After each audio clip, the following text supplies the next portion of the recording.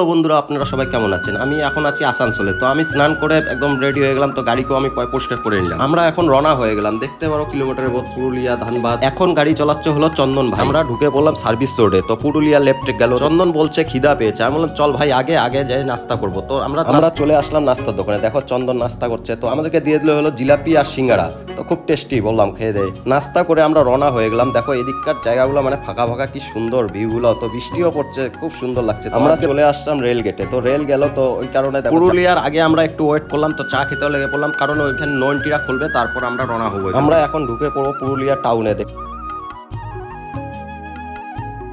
Town পার করে আমি চলে আসলাম হাই রোডে। তো আমি এখন কন্টিনিউ চলতে থাকবো। তো দেখো রেল গেট আরেকটা পেলাম, তো এই গেটও বন্ধ পেলাম। তো চন্দন নিয়ে আসলো নির্মা। তো কালকে আমাদের জামা কাপড়ও ধুতে লাগবে, ওই কারণে। তো চন্দন এতক্ষণ চালাইছিল, তো আমি বসে গেলাম। এখন চন্দনের শরীরটা বলে একটু খারাপ লাগতে, দেখতে পারো আমি একদম সিট বেল্ট লাগাই, হ্যান্ড ব্রেক। তো এখান থেকে আমি রওনা হয়ে গেলাম। তো এখন বাজে 10টা। তো আমাদের খাওয়ারও নিতে লাগবে। চন্দন গেল হোটেলে খাওয়ার আনতে।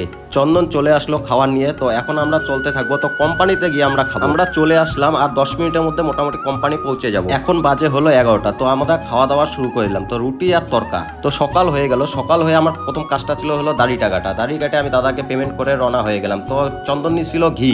তো ওইখানে আমরা খাওয়ার জন্য আরো কলাও নিয়ে নিলাম। কলা নিয়ে আমরা কোম্পানির উদ্দেশ্যে রওনা হয়ে গেলাম। জামা প্যান্টগুলো নোংরা হয়েছিল, তো জামা প্যান্টগুলো আমি ধুয়ে দিলাম। ফ্রেশ হয়ে তো চলে আসলাম বাইরে কোম্পানির থেকে। তো এখানে দেখলাম এই যে চপ বেচতে, তো চপ দিদির দোকানে। তো ভিডিওটা ভালো লাগলে লাইক কমেন্ট শেয়ার করো, আর নতুন কেউ হলে পেজটা ফলো করে দিও।